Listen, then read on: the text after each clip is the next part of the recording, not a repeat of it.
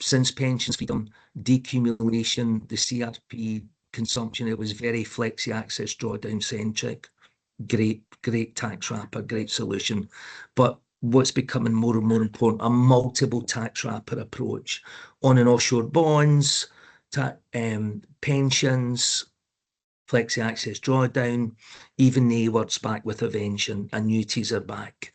Because what's becoming clear is people have the composure for certainty of income. And currently annuity rates are obviously very, very attractive for that core within that CRP. What will be the cash flow modelling required? And what will be the drawdown strategy and how long? I recently presented to over 100 advisors in London in a forum, and I was sharing the stage with 3 other people, and a fascinating bit of data from one of the other presenters who was talking about, now it was very workplace centric, but I think it's so relevant to financial planning going forward in that reimagined. And he was talking about very clearly the second 50, and I thought, okay, you've got my attention. And what he was talking about is that today there are so many 50-year-olds that will live to age 100. We need to start even considering thinking about 50-year planning, decumulation, consumption planning potentially for 50-year-olds, which just blew my brain. So why is all this important? Because you get the balancing act for advice. You all do this brilliantly. You get the required risk for the customer's objectives. What is the capacity for loss for the client? What is the attitude to risk? But do I have the composure for that journey? And just framing that in there. And as I say, this is redefining the word risk, where we may have to add risk to reduce risk, if that makes sense. Because for clients, what's becoming clear and what the FC are laser focused on, it's not just about the outcome, it's about the journey taken. All these things are important. No one in the history of UK financial services has ever phoned an advisor and complained that the fund that you recommended to them went up too much. But the minutes the markets fall, the minutes the fund falls by 1%, they start panicking. That's what we mean about the journey. People are much more concerned about loss than they are about gain. And again, if we're honest in the industry, we've been really laser focused in performance. That doesn't mean that isn't important. Of course it is. But what's very clear is people will happily take the certainty of 4% than maybe achieving 5%. And that's growing in this modern demographic. Why is that important? Because what this slide effectively means is that you're talking about potential vulnerability there. And again, that is what is absolutely laser focused in the FCA's thematic review of 2025. And vulnerability isn't just about physical or emotional or mental. It can be investment vulnerability. It can work the other way, where people actually suddenly come into money and they are vulnerable because they've just suddenly got this money, and it's what do I do with this? This is absolutely vital. And they are, for the last 10 years, the FCA have been focused on other stuff, be it pensions freedom, be it what happened because of Neil Woodford, then the pandemic. This is the stuff they're really focused on just now. And this section 165 is a huge thing. The full report's not out yet just now, but they're looking at all this. And it is very clear that this is where companies will be looked at. Now, one thing I pride myself on is pointing you towards it, LV. This is not about LV. We is recommending stuff that is collateral that is from other companies. In my humble opinion, in the last 10 years, the best bit of collateral for an advisor, and I implore you to use this at a core of everything you do around this, is this Financial Vulnerability Task Force document from the Consumer Duty Alliance. This is a stunning piece of collateral to help you with, and when Darren sends out the slides to you, when you click in that view the full guide here, you'll be able to download that document. That should be your Bible for helping you get this. Within that is a checklist of questions that should be looked at around vulnerability. There are 64 questions in there. I'm not saying for 1 second you use all 64, but it gives you an idea of how much is being looked for here. This is a brilliant bit of collateral, and the Financial Vulnerability Task Force and Consumer Duty Alliance should be very, very proud of putting this together for advisors. I cannot recommend it highly enough. One thing Darren and Lee can help you with is the fact that we also, as a mutual, we are owned by every one of our policyholders.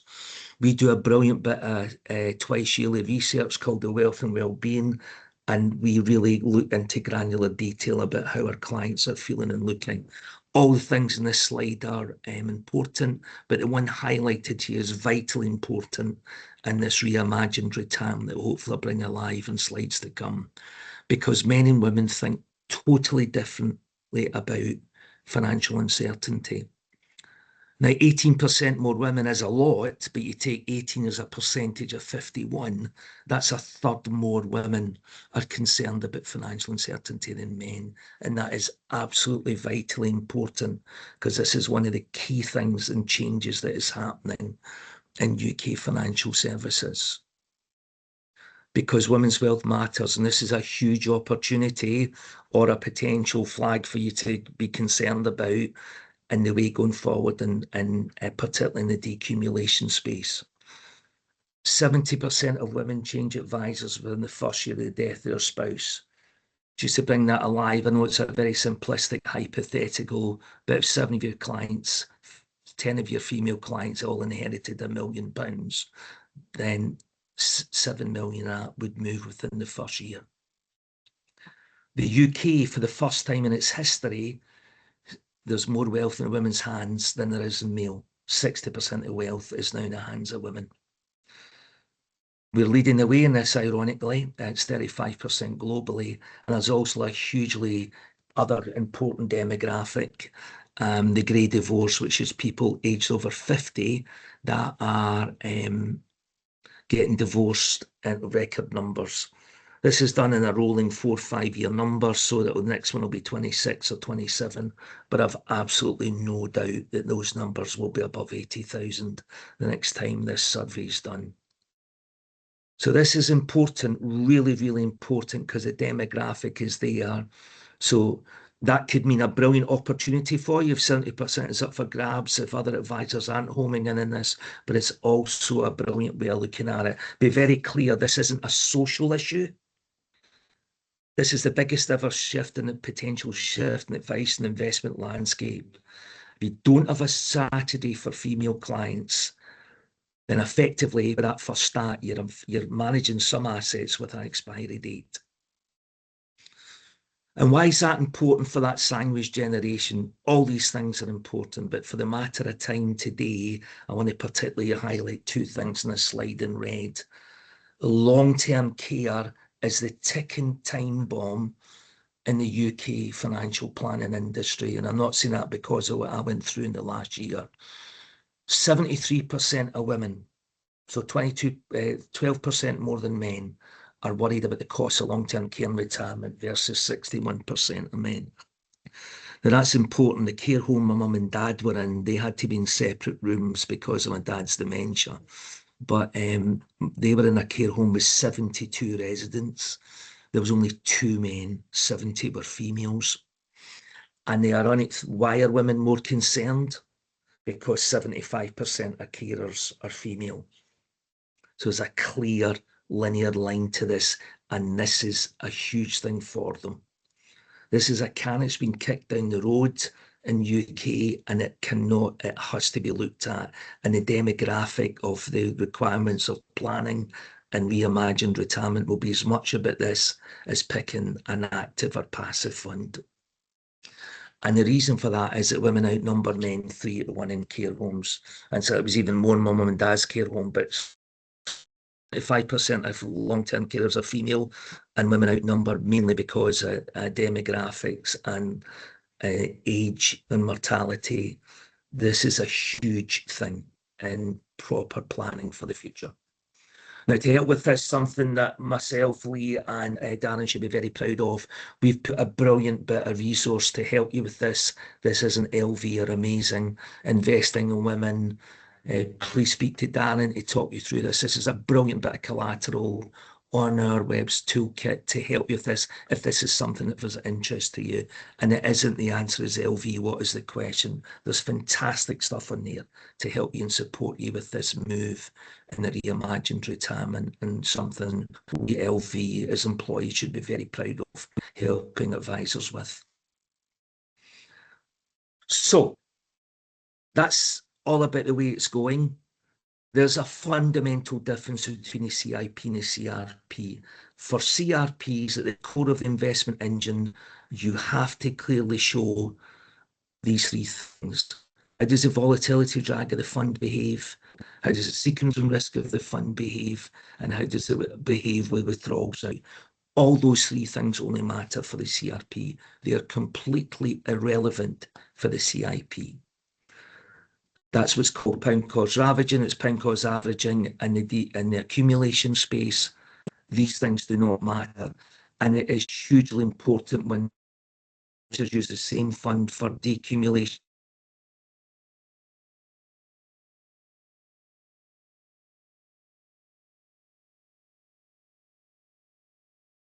bits to see how it behaves.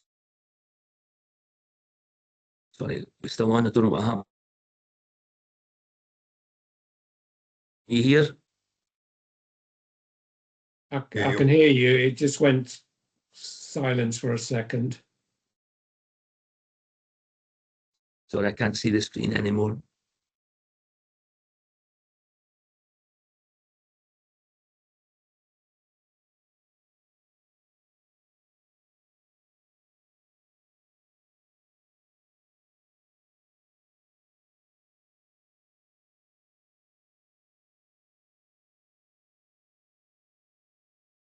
Is that okay? Can everyone see that, Lee?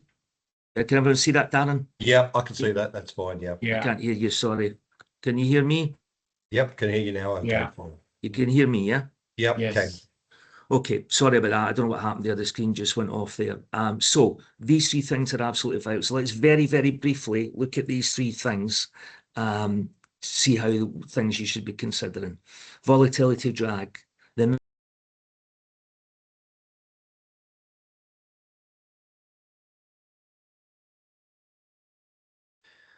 I think they have a technical problem there, Mohan. Shall I put it up on my screen?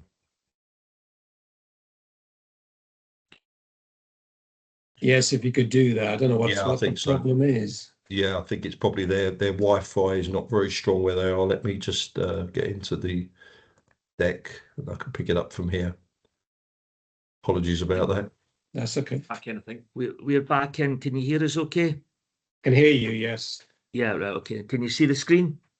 Yeah, I can see the screen. Okay, right, fine. We'll have another go then, Dan, and then we'll hand over to you, okay? Yep. So apologies about that. I've no idea what happened there. So something falls by 5, it's got to go back by 5 to get parity. It's not, it's 5.26. So let's hypothetically take a fund at solution that's fallen by 10. It's got to get back by 11.11 to parity. Let's just say the product wrapper, the client's withdrawals, and fund charges add up to a very simplistic 3.89. So we're then up to 15%. That means that 10% fall, all things being equal, would have to get back to 17.65 growth to get back to parity. And that differential gets much more dramatic the further up the loss scale you go. Sequence returns risk. Just very briefly, I'm your client. These are three funds that all match my attitude to risk. So they're a 5 out of 10. The numbers are relevant.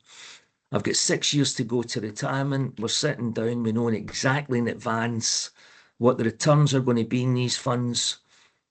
What would you pick for me? What do you think? What would you recommend? What do you think it would be giving me the best return over 6 years? £100,000, 6 years to retirement, invest in one of these products. Which one do you think would give me the most money? They all perfectly fit my CIP attitude to risk. Well, the reality is they're all exactly the same. It's a very underwhelming 1.75, but they've all given me the same return. Let's ask that question a slightly different way now. I'm a decumulation client. I've got £100,000. I'm taking 5% out, so £5,000 per annum. So at the end of 6 years, £30,000 will have been taken out. Still the same returns over the 6 years. Do you think they would all end up in the same place? Well, the obvious answer is no. As you can see, Fund A has £13,000 more in it than Fund B. So they're all perfect for the CIP. But as you can see, Fund A is the clear winner for the CRP. And all things being equal, £5,000 coming out per annum, then Fund A's got 2.5 years left and more than Fund B has. And that is a very simplistic but very powerful way of showing sequence of returns risk. Why it's vital that those three things that I highlighted there, you look at the investment engines, how they behave under those circumstances to help with the right choice for that. And then another thing is reframing how we look at longevity. The number one priority, the two priorities people have in the UK are around, is there going to be an NHS and am I going to run out of money in retirement? Many people are using the folly of returning to cash. So let's just say I'm the client, I've got £150,000, which is not an unrealistic pot in the modern world. I sit with you and I say, I have zero attitude to risk. I just want to sit in an instant cash account paying 1% and I want 11%, £11,000 out, and I've got 20 years to retirement. We're doing a 20-year cash flow mob, sorry, 20 years of my decumulation journey. Well, George, bad news. You're going to run out of money 5 years early. I don't want that. I don't have the composure for that. Then we need to take additional risk. Let's see if we can get you 3%. Are you comfortable with that? Yes, I am. Well, good news. We've got you an extra 3 years, but we're still going to run out of money early. So let's get you a multi-tax wrapper approach that can pay you 5%, and that way we'll cover the 20 years and they'll have some left. The client doesn't care. All they know is about the number, and that's what I mean by composure. They have 100% composure for the 5% because you're framing it around the running out of money potential. Another really good bit to help with that, and that is there's a brilliant document called Decumulation Requires a Different Approach by Charles Stanley. Again, we're very proud of the fact that they allowed us to use this because of the collateral we're using. Really clever heat map there. And when Darren sends you the slides, you can see that link in blue at the bottom. Click on that, it'll take you through to that document. But I think that's an excellent way of showing. You can see all the things are relevant, but more heat becomes as it, and that can be different circumstances for different people. But it's a really simplistic and powerful way, I think, of bringing it alive. That was my learning outcomes for that. Hopefully you've seen that around at risk and psychology and why a CRP is important. But at the end of the day, I haven't mentioned a fund. It doesn't matter about active or passive, long duration or short duration bonds.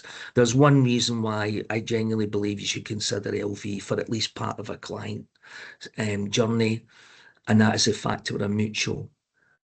Mutual benefits, if you're invested in our smooth funds or our fixed term investment products, then every one of our clients gets these things. And I cannot emphasize enough how important they are, particularly free doctor services, and in the modern world for that sandwich generation, the care navigator. This is a stunning bit of free support that are equally as important to clients in the modern reimagined retirement journey.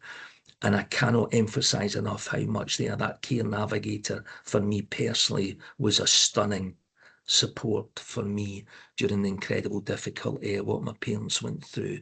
And this is just so the client could have £1 million and had just got, £50,000 in a qualifying policy with herself, and they would be entitled to those services. That's me done. I'll hand over to Darren. Thank you very much for your time. I'll hand over to you, Darren. Okay. Thank you, George. Good afternoon, good morning still, everybody. As I said, my name's Darren Hymos. I'm the Business Development Manager for London. Like George, I'd like to highlight a few points that I think will be of interest to you from another survey that was recently released last year called The Skills of Spending Money in Retirement. This was a whole report that looked at the way that that people move from working life into retirement. And interestingly, it highlighted the biggest problem was that many retirees struggle with the psychological and practical hurdle of transforming from savings for retirement to actually spending retirement. One of the issues that it highlighted was that we spend most of our life learning how to save money, but are not really taught how to spend money. So fundamentally, when we get to that retirement period, here's some interesting figures that are in the report that I thought would be of use for you to use with clients. Most retirees spend less than 1% each, or spend 1% less each year in retirement. 84% of retirees are likely to die with more money than they started with. 58% of retirees withdraw in less than their investment actually earns, and 26% only actually take out the actual investment and not anything above in terms of returns. So this highlights to us at LV that there are many clients that are concerned with the investment route that they choose once they get to retirement. Now, just wanted to move on to the next slide, if I may.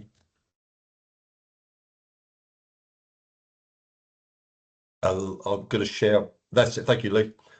So at LV, we have recently launched our own investment platform, which enables us to give you open architecture and enable you to look at things such as different investment routes for your clients' opportunities. What we highlight here is the fact that we're enabling you to blend different investment routes to help you reduce the volatility in retirement. So therefore, the journey for the client becomes more palatable. And as you can see on this graph here, we're showing the Brewing Dolphin MPS. Then we are showing our own smooth managed fund growth fund. And you can see that if you blend them 50-50, you can see on the scatter graph that you're not losing a lot of return, but actually you're reducing the volatility. And if we move to the next slide, please, you can see that irrespective if you choose a cautious, balanced or growth fund, you're actually reducing, by splitting the investment route, you're reducing the volatility of the investment by about 47%, which therefore means that you're missing out on some of the horrible, scary moments that clients see in retirement, which is seeing their investment funds drop when they have to continue withdrawing income to survive on. Next slide, please. How do we do our smooth mechanism? Very quickly, we do it on a 6-month rolling average basis, which means you get the underlying fund and you are getting a smooth return based on the movement of the market over a 6-month period, which therefore helps protect the client's market investment in downturn times. It's something we're very proud of. We do it different to other investment houses and investments that are out there for smoothing. And if you'd like more details, obviously we'd be delighted to go into more details with you on an individual basis. Next slide, please.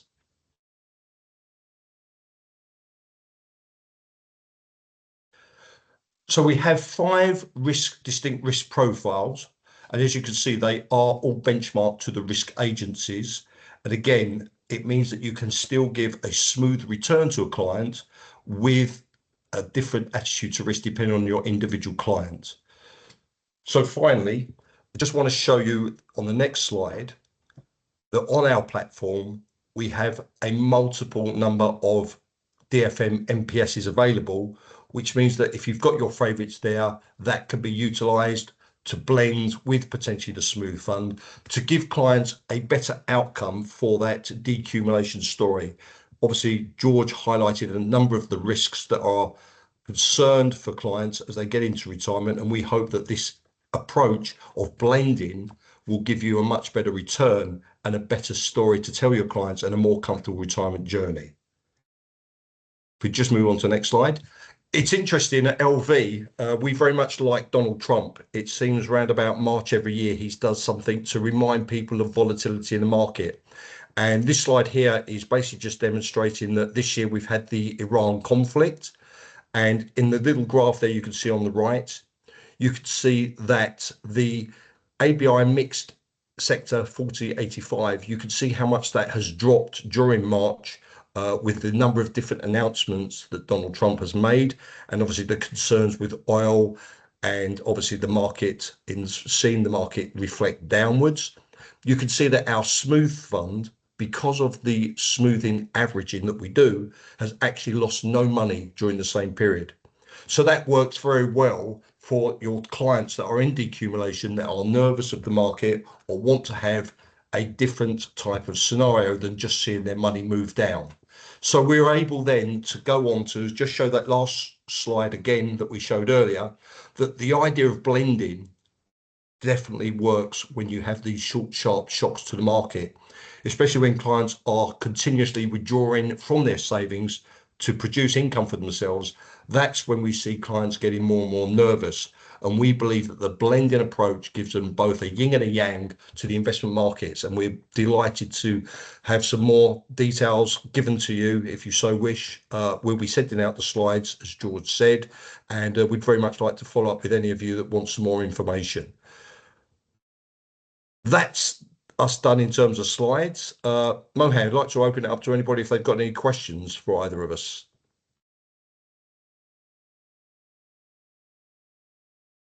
Silence is always good. Can I ask a quick question? Of course you can, please do. What percentage did you say died with more money than they started retirement? Yep, let me go back. So they actually 84%. 84. 84%. Very high.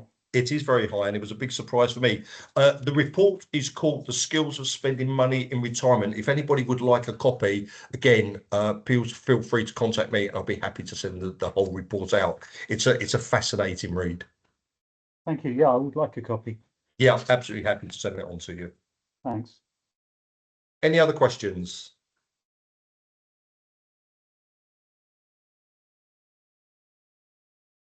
What we'll do after the event, Darren and everybody, is we'll organise the slides to be put together in a PDF format so that they're more accessible, and follow that with an email. Hopefully, anybody who's dialed in today can have a separate conversation with Darren to kind of fill in any of the blanks or any questions they may not feel comfortable asking in the wider audience. So I think, Mohan, we said would be 40 minutes or so, 45 minutes ago. So I think we've delivered on that. Hopefully we've delivered on the not too much of a pitch for LV, and that the presentation that George and Darren have done has been useful, thought-provoking, hopefully, and there's lots of material that you can kind of refer to that both my colleagues have talked about this morning. So I suppose from our perspective, I just want to say, Mohan, thanks for organising this for us, and for those of you who dialed in, thank you very much, and have a good rest of your day. Thanks very much. Thank you. Yeah. Found it very useful. Thank you. Thank you very much. Thank you. Take care. Brilliant. Cheers. Thank Bye-bye. you. Bye-bye. Let me just